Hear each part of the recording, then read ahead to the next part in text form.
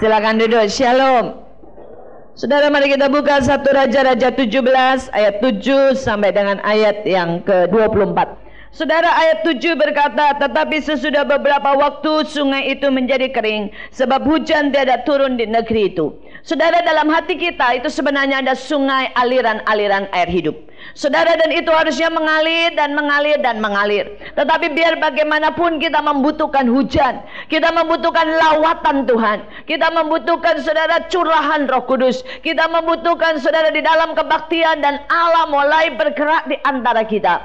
Saudara, tetapi seringkali saudara hujan itu tidak turun. Dan kalau saudara pelajari kenapa hujan tidak turun, karena ada yang namanya berhala dalam kehidupan orang Israel.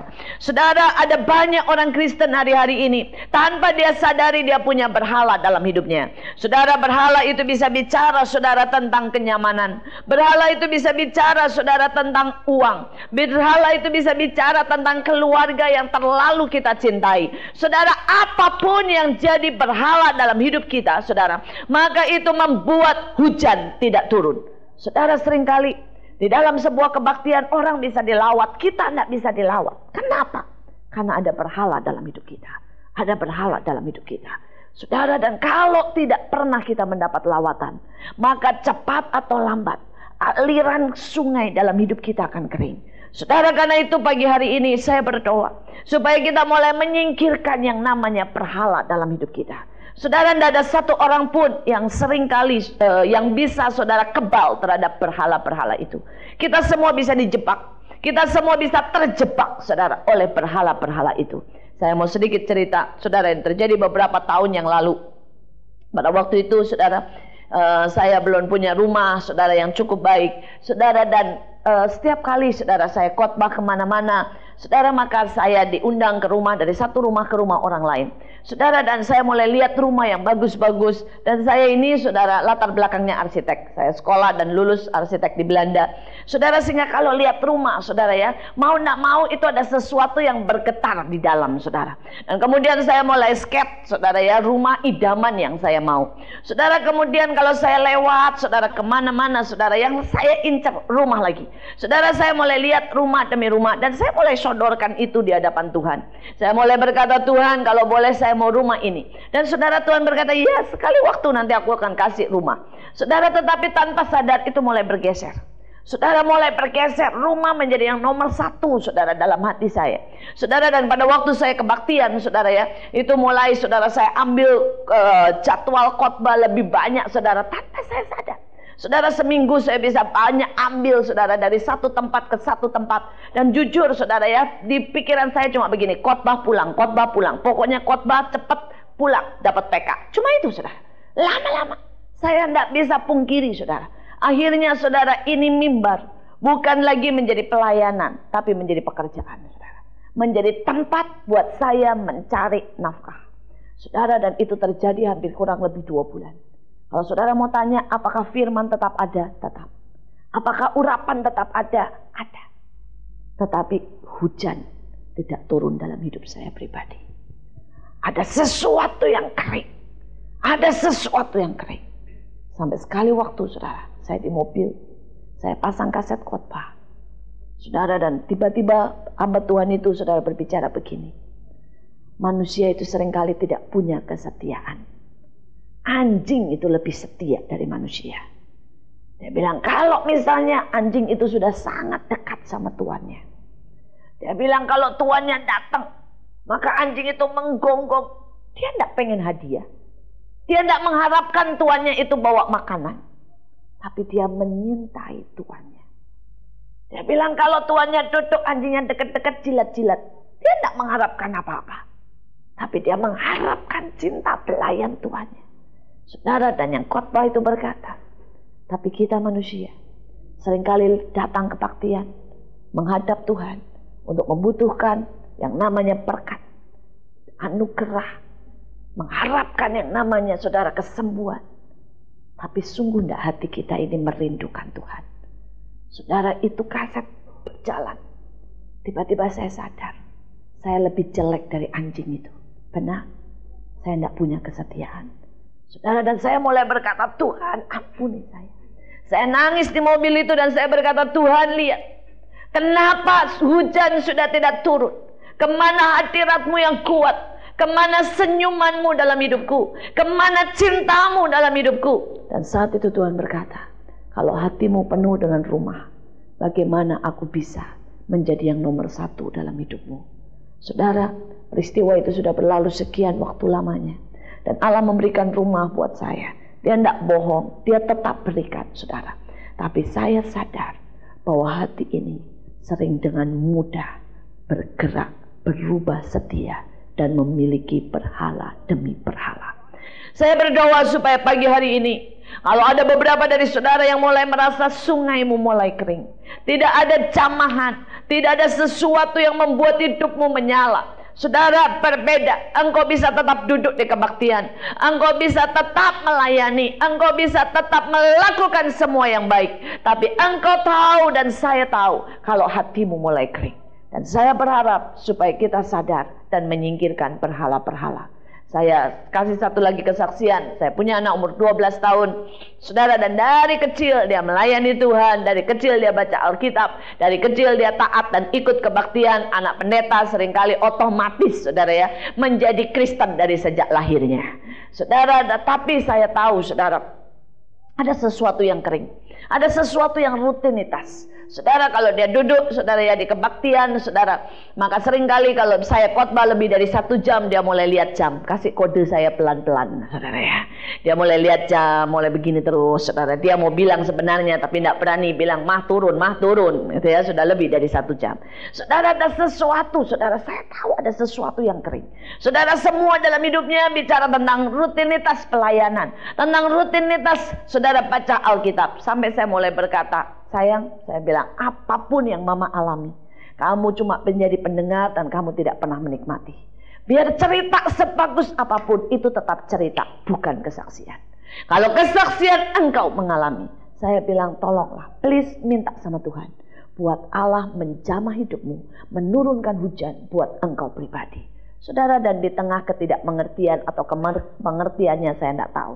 Tapi dia berdoa, Tuhan saya mau ketemu engkau. Cuma itu yang dia doakan. Saudara, dan sekali waktu dalam sebuah kebaktian, saya tahu biasanya anak saya, dia kalau duduk nyanyi itu asal-asalan banget, saudara. Mamahnya aja yang lihat sebel, apalagi orang lain, saudara ya. Saudara, kalau nyanyi begini, ya, anak umur 12 tahun, badannya gede, tingginya sesaya, saudara ya. Orang sering kali tidak tahu kalau dia masih kecil, saudara ya. Masih 12 tahun karena badannya besar banget. Umur 12 tahun beratnya 80 kilo. Jadi saudara bisa bayangkan. Tinggi, besar, saudara. Wah, luar biasa lah anak saya. Cuma dia sering lupa kalau dia berat badannya 80 kilo. Kadang-kadang masih minta pangku, saudara. Dan gepeng lah saya, saudara ya. Saudara, anak tetap anak. Sebesar apapun, anak tetap anak, saudara. Dan saya bersuka punya anak-anak yang luar biasa. Nah, saudara, tapi saya mau cerita. Pada waktu itu dalam sebuah kebaktian, saya duduk di mimbar, saudara, dalam hadirat Allah. Tiba-tiba saya lihat, saya tahu terjadi sesuatu karena saya tahu itu bukan anak saya. Saudara, biasanya dia orang yang paling males, nyanyi asal-asalan. Tapi pagi itu, saudara, dia turun dari bangkunya, dia berlutut, dia udah tidak duduk lagi di bangku, dia berlutut, dia angkat tangan dengan air mata terus mengalir. Saudara, dan saya tahu sesuatu sedang terjadi. Saudara pulang, saudara, dia masuk ke kamar, saudara, dia suka main banner, saudara mungkin tahu bendera yang besar sekarang di beberapa gereja ya, pakai banner, saudara. Itu bendera yang ada yang kecil, tapi anak saya selalu main bendera yang besar karena badannya besar, saudara. Dan biasanya untuk main banner itu dia malas banget, saudara. Setiap kali dipaksa latihan, belum apa-apa udah bilang capek. Belum apa-apa sudah capek, saudara. Tapi hari itu, saudara, pada waktu dia dilawat Tuhan, dia pulang. Ini anak juga karena badannya besar selalu butuh AC, saudara ya. Panas dikit tidak tahan. Tapi pada waktu Allah melawat dia, saudara, dia masuk kamar, dia lupa nyalain lampu, dia lupa, saudara, nyalain AC, saudara. Dan dia juga lupa pasang kaset, saudara. Dia ambil bannernya, dia main lebih dari 1 jam, saudara. Dia main sendiri lebih dari 1 jam. Saudara, jam 6 sore saya ketok dan saya berkata, yang makan. Dia berkata, Mah, kenapa mama ganggu? Saya lagi asik sama Tuhan. Saudara, dan saya lihat, saudara, dia letakkan bannernya, dia tunjukkan tangannya, itu tangannya merah semua, melepuh semua karena lebih dari 1 jam dia main banner, saudara. Dan saya tanya, apa yang kamu buat? Dan dia cuma jawab, kalau mama bisa lihat senyumnya Tuhan, Apapun mama akan lakukan. Tadi saya main banner mah, dan saya cuma lihat senyumnya Tuhan. Berapa jam pun akan saya lakukan untuk membuat Tuhan tersenyum. Saudara, yang saya mau katakan di sini, kalau engkau berjumpa dengan Tuhan, kalau engkau menikmati lawatan Tuhan, maka semuanya akan berbeda. Semuanya akan berbeda. Saudara, kita tidak akan asal menyanyi. Kita tidak akan asal berdoa. Kita tidak asal baca Alkitab. Saudara, tetapi ada sesuatu yang menyala. Ada sesuatu yang mengalir dalam hidup ini. Ada sesuatu yang benar-benar saudara yang keluar dari hidupmu. Ada gelora cinta menurut saya. Saudara, dan saya berdoa, siapapun saudara pagi hari ini akan cuma jadi kesaksian kalau saudara tidak benar-benar berdoa. Minta Allah membersihkan setiap berhala, dan minta Allah menjamah setiap kita, buat hati kita kembali bergelora buat Tuhan. Kita lihat yang selanjutnya, ayat yang kedua, saudara ya, ayat yang ketiga, ayat yang ke-9 maaf, ayat yang ke-9. Bersiaplah pergi ke Sarfat yang termasuk wilayah Sidon, dan diamlah di sana. Ketahuilah, aku telah memerintahkan seorang janda untuk memberi engkau makan. Saudara, kalau kita lihat di sini, saudara, saya tidak mengerti sebenarnya dengan cara Allah. Bukankah Allah bisa memerintahkan saudara, orang yang kaya untuk memberi Elia makan? Bukankah Tuhan bisa memerintahkan seorang laki-laki yang kuat yang bisa kerja untuk memberikan Elia makan? Bukankah Allah bisa menyuruh orang yang di Israel dan tidak usah jalan jauh-jauh ke Sidon, saudara? Itu wilayah keluar dari Israel. Saudara, tetapi saya mau saudara dan saya mengerti. Lewat peristiwa ini Allah mau berkata, aku tidak butuh orang kaya, karena aku Tuhan Yehovah Jireh yang akan menyediakan. Aku tidak butuh orang kuat, karena aku Tuhan, gunung batu yang kuat itu akan memberikan kekuatan. Tuhan berkata, aku tidak butuh orang yang pintar, karena aku ini sumber hikmat yang bisa memberikan hikmat buat setiap orang. Tuhan berkata, aku tidak butuh orang yang tahu segala hal dan cekatan cepat, karena aku Allah yang bisa mempercepat dan punya waktu dan pegang kendali dalam segala hal. Saudara, siapapun saudara, mungkin saudara berkata, saya terlalu kecil. Yang satu berkata, saya terlalu lemah, saya tidak ngerti banyak hal. Yang satu berkata, saya baru bertobat. Yang mungkin yang satu berkata, saya terlalu miskin. Pagi hari ini saya mau berkata, tidak peduli siapapun saudara, Allah cuma butuh orang yang berkata, ya aku mau dan aku mendengar. Maka Allah saudara akan memberikan perintah dan membuat kita menjadi alatnya. Saudara, tidak peduli siapapun. Saudara bisa berkata, saudara begitu miskin, bodoh, lemah. Allah berkata, justru itu yang aku cari, supaya aku bisa menunjukkan segala kekuatanku lewat hidupmu. Saudara, saya baca sebuah buku tentang kesaksian dari anak-anak. Apa yang anak-anak bisa buat untuk Tuhan. Saudara, dan buku itu mencelihkan banyak hal. Dan buat saya berkata, benar, seringkali kita cuma perlu mendengar Tuhan dan melakukan. Ada seorang anak umur 12 tahun, dia pergi ke panti asuhan, diajak oleh ibunya. Dan dia ngobrol dengan beberapa anak di panti asuhan. Saudara, dan anak-anak di panti asuhan ini mengeluh karena mereka tidak punya tempat untuk nyimpen barangnya, untuk nyimpen mainannya. Semua campur jadi satu dan mereka merasa tidak punya privasi.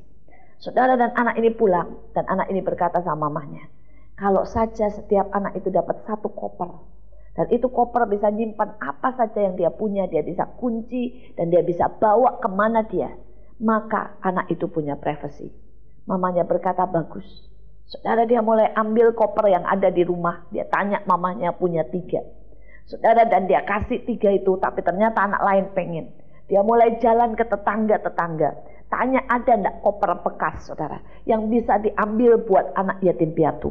Saudara, dan singkat cerita tetangganya dengar. Saudara, dari tetangga ke tetangga, saudara, dan kemudian saudara pas kebetulan ada wartawan, saudara ya, kota, wartawan kota.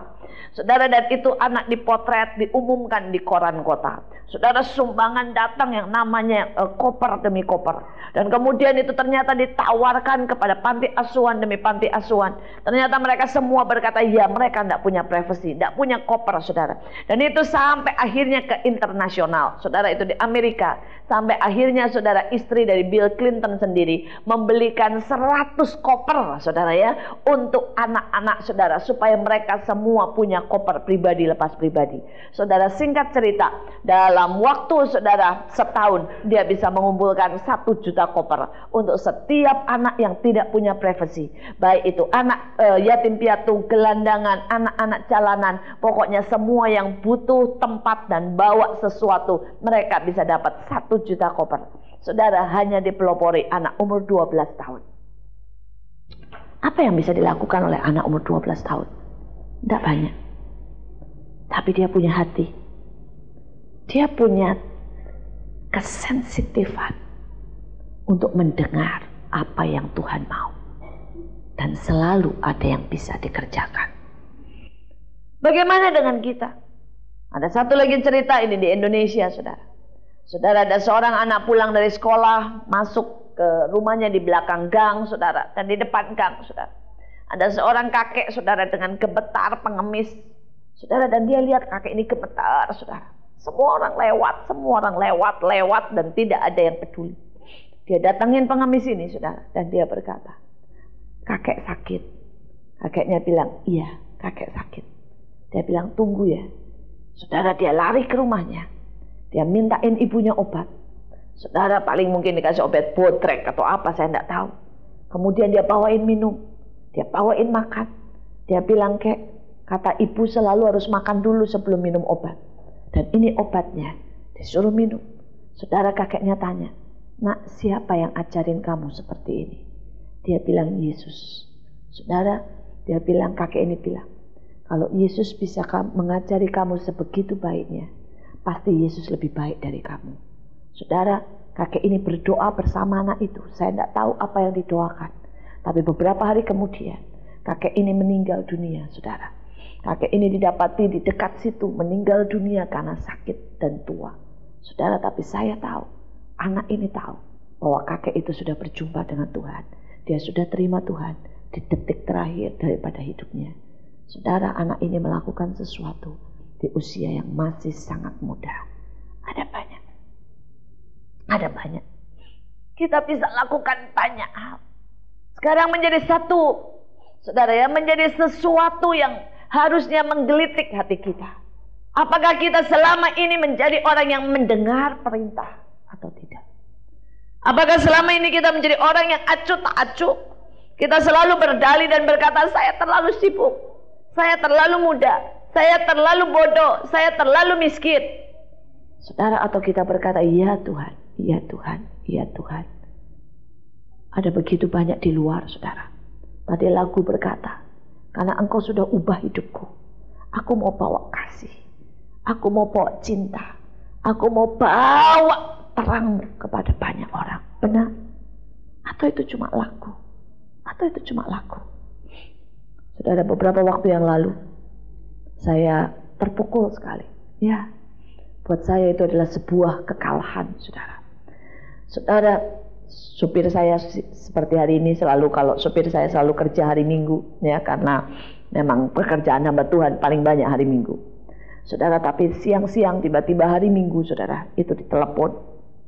Nanti bilang cepat pulang, di rumah ada ribut-ribut. Saudara, pada waktu pulang dia telepon saya. Rupanya tetangganya itu bunuh diri. Tetangganya. Saudara, tetangganya itu supir ojek. Dan orang pikir semua baik-baik saja. Tapi rupanya tetangganya ini, saudara, kena tifus atau kena penyakit yang lain, komplikasi. Sehingga dia dari satu dokter ke dokter lain 6 bulan, saudara, tidak sembuh-sembuh. Saudara, badannya sakit semuanya. Dan dia mulai jual satu-satu, TV-nya, barangnya, sampai rumah itu sudah kosong melompong. Saudara, dan hari-hari itu anaknya nangis. Anaknya masih kecil, nangis minta makan. Istrinya ngomel, marah karena bapaknya tidak sembuh-sembuh, suaminya tidak sembuh-sembuh. Dan dia tidak tahan dengan stres yang seperti itu, badannya sakit semua. Tiba-tiba dia ambil pisau, dia tancapkan pisau di tenggorokannya sendiri dan mati seketika. Saudara, ya saya tidak kenal sama orang itu, tidak pernah ketemu. Tapi dia berdekatan dengan sopir saya. Dan di rumah saya ada banyak makanan. Seharusnya tidak sampai anaknya tidak usah makan 2 hari. Seharusnya kita bisa buat sesuatu. Saya tanya sopir saya, dia bilang, kami tidak tahu. Kami tidak pernah berpikir bahwa dia sampai seperti itu. Sampai tidak bisa makan. Sampai anaknya kelaparan. Saudara, mungkin kita berkata salah dia. Tidak bicara. Tapi saya mau tanya, apa bukan salah kita? Karena kita tidak pernah punya perhatian. Apa bukan karena salah kita? Karena kita selalu sibuk dengan diri kita sendiri. Sampai tidak pernah cukup waktu untuk banyak orang lain. Kalau saya mau bicara tentang kesalahan-kesalahan saya banyak. Saudara, Desember tahun lalu, menjelang Desember seperti ini membuat saya ingat akan apa yang terjadi Desember tahun lalu. Seorang ibu, saudara, yang sangat miskin datang ke pelayanan kami, ke gereja kami, saudara ya, dan dia berkata, tolong saya, doakan saya. Saudara, dan kami doakan, ternyata dia kanker stadium akhir. Tapi dia tidak punya uang sama sekali, dan dokter menolak, saudara. Sehingga saudara dia begitu, saudara ya, kesakitan. Saudara, dan kami berkata nanti kami akan tolong nanti. Kami berpikir, saudara, kami saat itu sedang sibuk-sibuknya Natal. Kami sedang sibuk, saudara, untuk KKR, untuk buat acara, saudara. Dan kami berpikir nanti kami akan urusi. Nanti kami akan coba tanyakan, carikan dokter yang mau dan melakukan sesuatu buat dia. Saudara, kami begitu sibuk. Beberapa waktu kemudian, seminggu setelah perjumpaan itu, kami didatangi oleh keluarganya, anaknya satu-satunya. Dan saudara, anaknya nangis karena si ibu ini gantung diri. Karena tidak tahan melawan sakit kankernya. Tidak ada yang peduli, tidak ada yang memberi obat anti sakit pun tidak. Dan dia gantung diri. Desember itu, saudara, pada waktu saya menghadapi KKR, hati saya tercapik-capik. Tuhan berkata, kenapa kau biarkan satu jiwa meninggal dan dibawa, diseret ke neraka hanya karena kesibukan, hanya karena apa yang engkau pikir harus engkau lakukan? Tidak punyakah engkau cukup waktu? Tidak punyakah engkau sedikit perhatian untuk banyak orang yang hari-hari ini membutuhkan? Saya berdoa supaya jangan sampai, saudara, kita menjadi orang Kristen yang sibuk di gereja. Kita sibuk melakukan begitu banyak hal. Kita berpikir kita mau KKR demi KKR. Kita mau buat ini dan itu. Dan saya berkata itu baik. Tetapi saya mau berkata ada banyak orang-orang di sekeliling kita. Hal-hal kecil yang kita bisa lakukan untuk menolong mereka. Saudara, saya berdoa pagi hari ini supaya setiap dari kita punya hati yang lebih besar. Punya kesensitifan yang lebih lagi. Dan bisa berkata, Tuhan, bawa aku melihat kebutuhan orang-orang di sekitarku. Dan pakai aku untuk melakukan sesuatu. Pakai aku melakukan sesuatu. Saudara, yang ketiga, kita lihat poin yang ketiga dari apa yang kita pelajari pagi hari ini. Kemudian kita lihat ayat yang ke-11. Ketika perempuan itu pergi mengambilnya, ia berseru lagi, cobalah ambil bagiku sepotong roti. Perempuan itu menjawab, demi Tuhan Allahmu yang hidup, sesungguhnya tidak ada roti padaku sedikit pun. Sampai di situ. Saudara, seringkali Tuhan meminta sesuatu dalam hidup kita. Dan yang Tuhan minta itu sesuatu yang mungkin tinggal sedikit. Atau bahkan tidak ada dalam hidup kita. Tetapi saya mau berkata, kalau Tuhan minta kita melakukan sesuatu, mari belajar percaya. Itulah iman. Pada waktu saudara berani menyerahkan, saudara, berani taat sekalipun beresiko, Berani saudara untuk mengikuti apa yang Tuhan mau, walaupun itu tidak masuk akal. Itulah iman. Saudara, sering kali kita berpikir kita mau memberi apa yang kita punya, apa yang lebih dari kita. Tapi persembahan yang terbaik adalah waktu kita memberi semua atau dari kekurangan kita. Bukankah waktu itu saudara Yesus duduk? Dan pada waktu Yesus duduk, dia lihat orang mulai kasih kolekte. Ada yang kasih kolektor mungkin saudara ya 1 talenta emas. Mungkin ada yang 1 perak mata uang banyak banget. Dan dia lihat semuanya. Kemudian Alkitab berkata, ada seseorang janda datang, bawa 2 peser. Mungkin kalau sekarang 200 perak. Masuk kling kling. Dan Yesus berkata, janda ini memberi lebih besar dari mereka semua. Kok bisa? Kok bisa? Yang lain memberi begitu banyak, jutaan, puluhan juta. Yang ini cuma 200 rupiah. Yesus berkata, karena janda ini memberi dari kekurangannya, bahkan semua yang dia punya. Saudara, dalam hidup ini, setiap dari kita akan dibawa Tuhan untuk belajar memberi sampai semua yang kita punya. Istilah saya, sampai titik darah penghabisan. Semua. Sampai titik terakhir dari tenaga kita. Sampai titik terakhir, saudara, dari kekuatan kita. Beri. Sampai apapun yang ada dalam hidup kita, beri. Maka persembahan yang seperti itu yang akan mengguncangkan surga. Saudara, saya masih ingat, saudara. Pada waktu itu kami baru memulai pelayanan. Kami baru memulai pelayanan dan kami pengen sekali, saudara, dan butuh sekali yang namanya mobil, bus. Untuk mengangkuti anak-anak itu, saudara ya, karena pelayanan kami adalah pelayanan untuk anak-anak jalanan. Kami punya rumah singgah. Saudara, mulai dari 1 jelas, sekarang sudah ada lebih dari 12 rumah singgah. Saudara, dan kemudian saudara, pada waktu itu saudara kami sudah cek bus yang paling murah, paling sederhana, saudara, udah bekas banget, udah bunyinya juga klotok gitu saudara ya. Tapi pokoknya masih bisa lah buat di jalan, diperbaiki. Saudara, itu harganya 45 juta. Dan buat kami is okay lah, 45 juta kami kumpulin. Kami kumpulin itu dari orang-orang, dari anak-anak saudara, kami persembahan dari setiap pekerja yang punya hati, terkumpullah 5 juta. Saudara, dan kami berkata 5 juta lumayan ya, nanti terus lagi. Dan pada hari itu saudara, pada waktu kami sedang selesai menghitung dapat 5 juta, datang teman kami yang lain dari pelayanan yang lain. Saudara, dan teman ini berkata begini, aduh, saya tuh butuh sekali kijang. Kami tidak punya 1 mobil pun dalam pelayanan. Dan kami butuh kijang lah untuk angkut barang-barang, untuk bawa orang-orang. Dan dia bilang, kami sudah kumpulkan uang dan cukup. Kijangnya juga sudah ada, kijang bekas. Ya, harganya waktu itu dia bilang 67. Tapi uangnya kurang 5 juta. Katanya saudara ya. Saya mikir kok pas ya. Kok bisa pas gitu lah.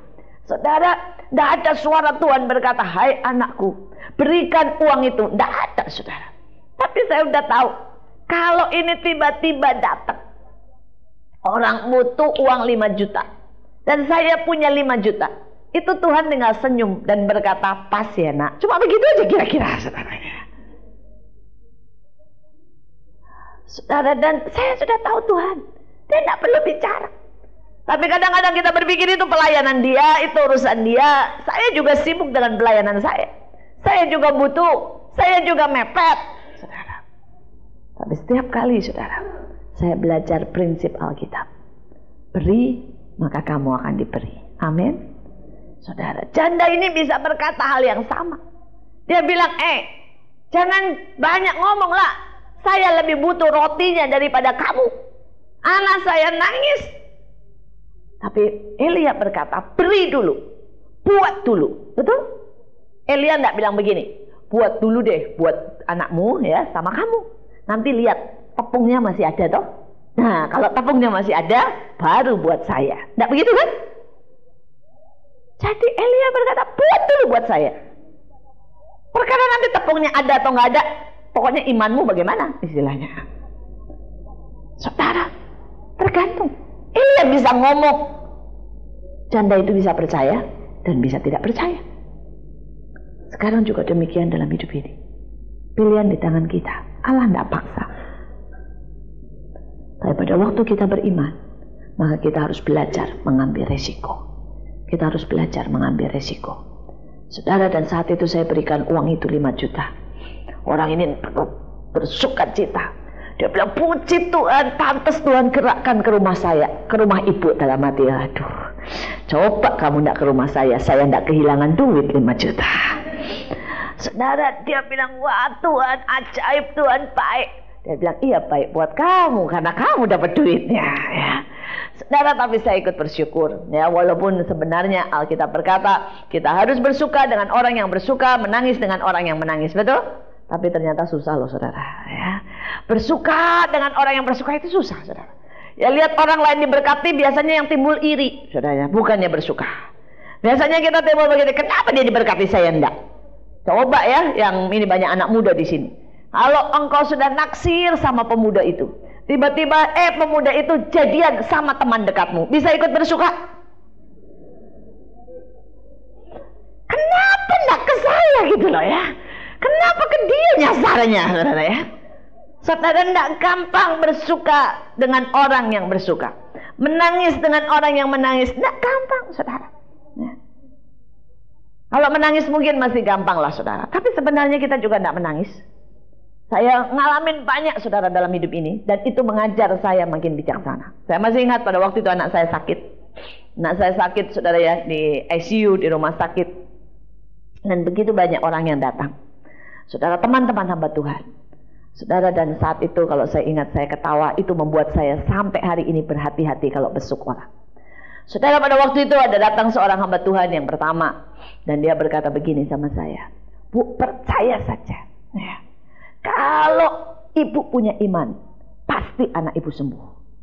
Saudara, saya tersenyum, dia pulang. Dalam hati saya bilang begini, oh bagus ya. Kalau anak saya mati, berarti saya tidak punya iman. Betul tak? Kalau orang berkata, kalau saya punya iman, maka anak saya sembuh. Maka berarti kalau saya tidak punya iman, anak saya mati. Betul tak? Saudara, dan hati saya waktu itu berkata, kenapa tidak bisa tidak menghakimi? Padahal mungkin maksudnya baik, saudara. Tapi sejak itu saya belajar untuk hati-hati dengan pembicaraan, saudara. Saudara, terus kemudian datang yang kedua. Datang pendeta yang kedua dan berkata begini, Bu, introspeksi Bu, katanya ya. Kalau penyakit itu seringkali terjadi karena ada kesalahan. Mungkin ibu nasar dan lupa menggenapi, katanya ya. Mungkin ibu punya sakit hati, katanya. Saya dalam hatiku, ini udah anakku sakit di ICU, masih dituding, disuruh macam-macam. Saudara, itu jujur ya, aduh, itu tidak menguatkan. Dan itu sama sekali tidak menghibur. Itu menekan. Saudara, saya bukanlah kita seringkali seperti itu. Saya tidak marah. Kenapa? Karena kalau saya tidak mengalami, saya selalu persis melakukan hal yang sama. Saya seringkali berbuat hal yang sama kepada banyak orang dulu. Tapi sejak saya mengalami, saya tahu pasti. Saya tahu pasti. Pada waktu ada orang yang berduka, yang dibutuhkan, saudara, adalah ikut berduka dan menangis.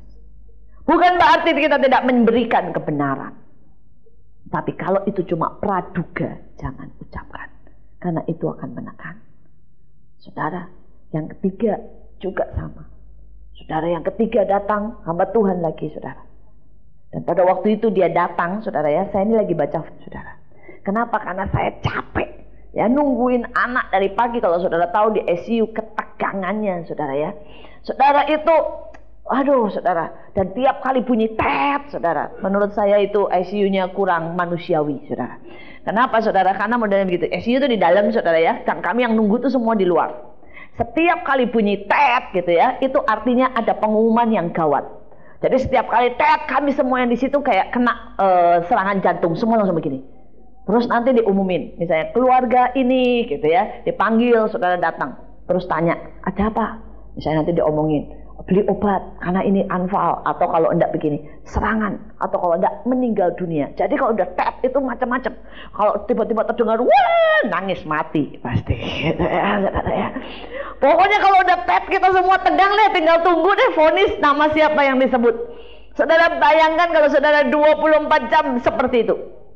Ya, buat saudara yang tidak pernah di ICU, sekarang ada banyak yang bagus, saudara yang tidak seperti itu. Tapi waktu itu ICU di tempat yang saya, rumah sakit yang saya taruh anak saya itu seperti itu. Kami semua berjejer di situ, saudara, dan itu setiap kali tet semua pek, tet, pek, lama-lama sakit jantung juga, saudara kita.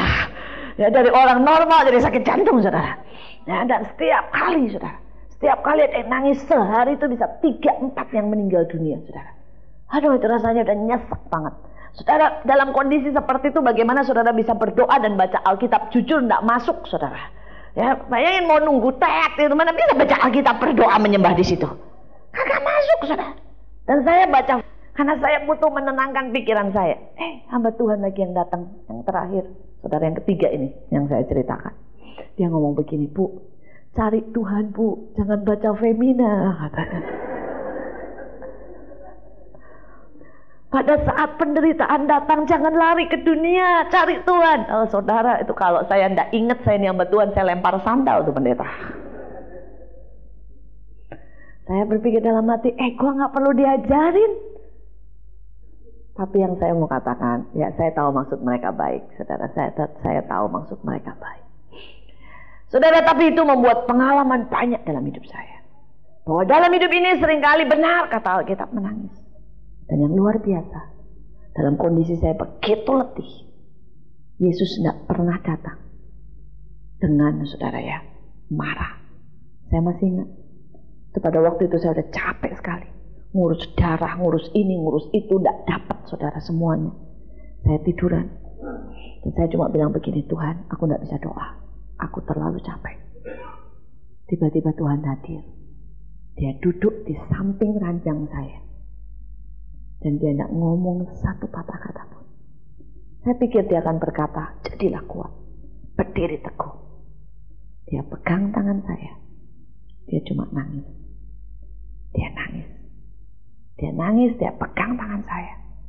Pada waktu dia nangis, saya nangis. Dan mendadak semua keletihan saya, saudara, itu hilang. Mendadak semua keletihan saya hilang. Dan tangisan Yesus itu memberi kekuatan lebih dari apapun juga. Sampai akhirnya anak saya meninggal dunia. Anak saya tidak pernah sembuh. Anak saya akhirnya meninggal dunia. Tangisan Yesus di siang itu memberi saya kekuatan lebih dari ribuan kata-kata.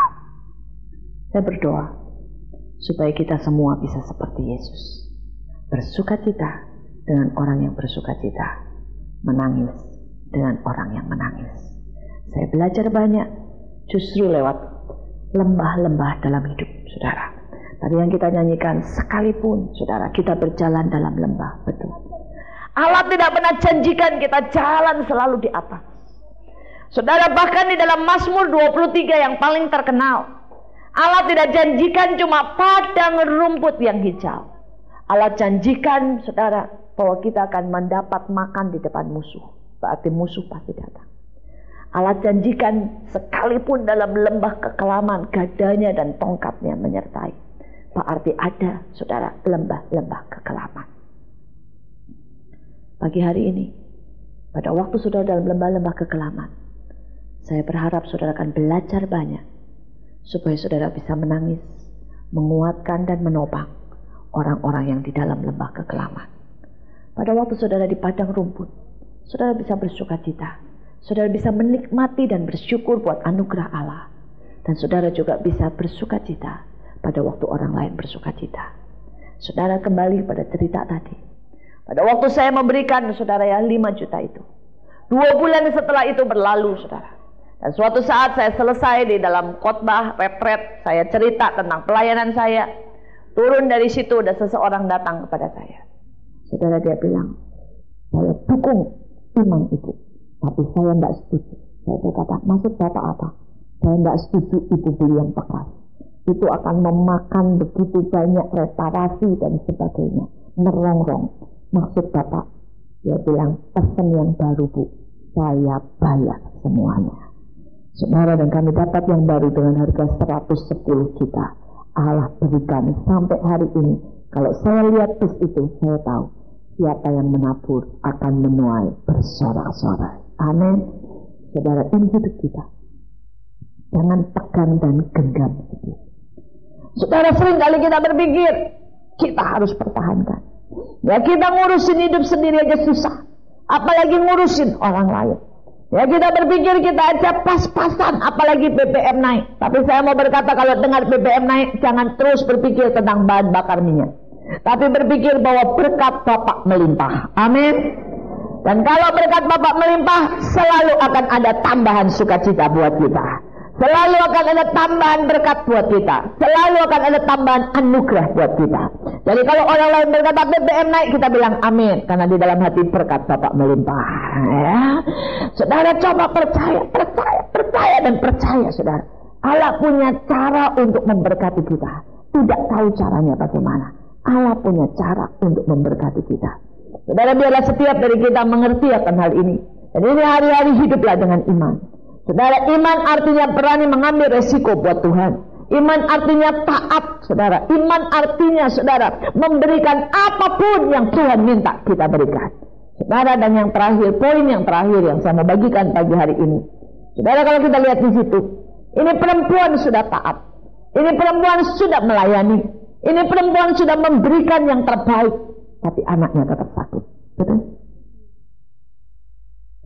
Seringkali kita mulai berpikir, apa yang salah dengan saya?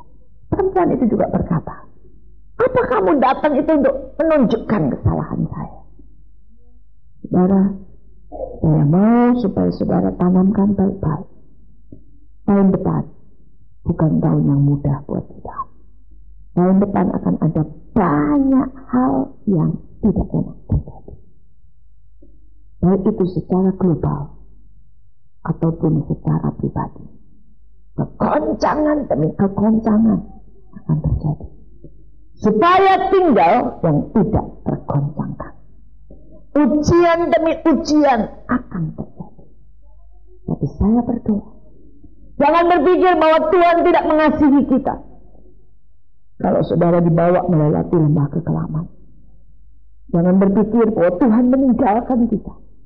Kalau ujian mulai datang dalam hidup kita, jangan berpikir, saudara, bahwa Tuhan itu sedang menghukum kita karena kita salah.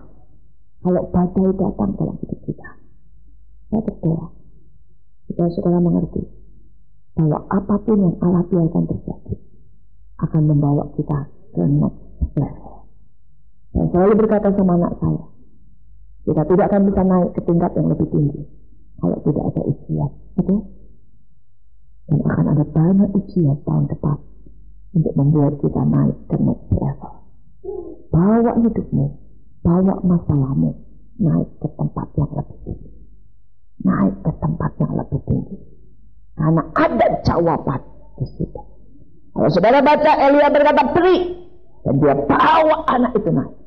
Saudara, jawabannya belum tentu terjadi kesembuhan. Bisa kesembuhan, bisa juga tidak. Tapi saya mau berkata, setiap dari kita, apapun yang terjadi, Allah sedang mau bawa kita naik lebih tinggi. Dan ada jawaban di situ. Oh, saya mendapat banyak jawaban.